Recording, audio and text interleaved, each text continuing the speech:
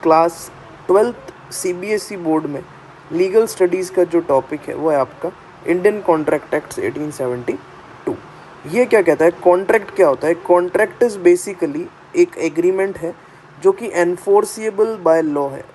ऐसा कोई भी एग्रीमेंट जो कानून के द्वारा लागू किया जा सके, ऐसे एग्रीमेंट को हम लोग कॉन्ट्रैक्ट कहते हैं।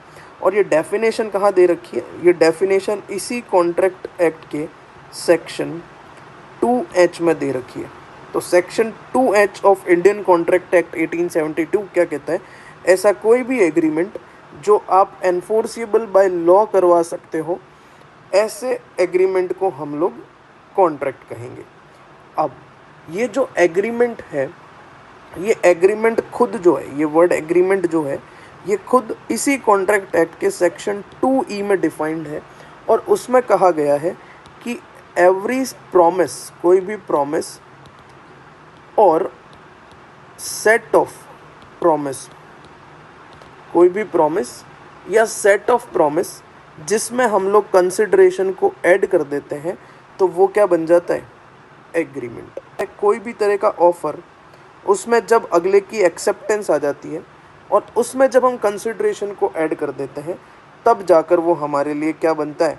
एग्रीमेंट।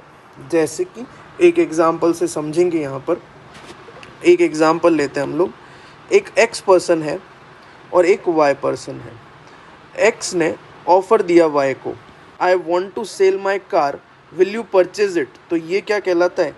ये कहलाता है आपका ऑफर। रिटर्न में वाई ने एक्स को बोला, I will purchase your car. इसको कहते हैं हम लोग एक्सेप्टेंस। तो ऑफर हो गया, एक्सेप्टेंस हो गया। नेक्स्ट बात यह है कि एक्स ने वाई को बोला, will sell it for 2 lakh. तो ये 2 लाख जो है, ये जो 2 लाख है, ये कहलाता है कंसिडरेशन।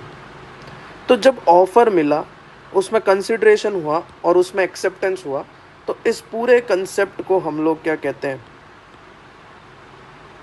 अच्छा, कार बेचना जो है वो कानूनी तौर पर वैलिड है, इसलिए पहले तो ये बना एग्रीमेंट और ये कानून के द्वारा मान्यता प्राप्त कॉन्ट्रैक्ट है, या फिर हम लोग इसको एग्जीक्यूट कर सकते हैं, इसीलिए इसको बोला गया एनफोर्सिएबल बाय लॉ। तब जाकर ये क्या बन गया? एक पूरा कॉन्ट्रैक्ट।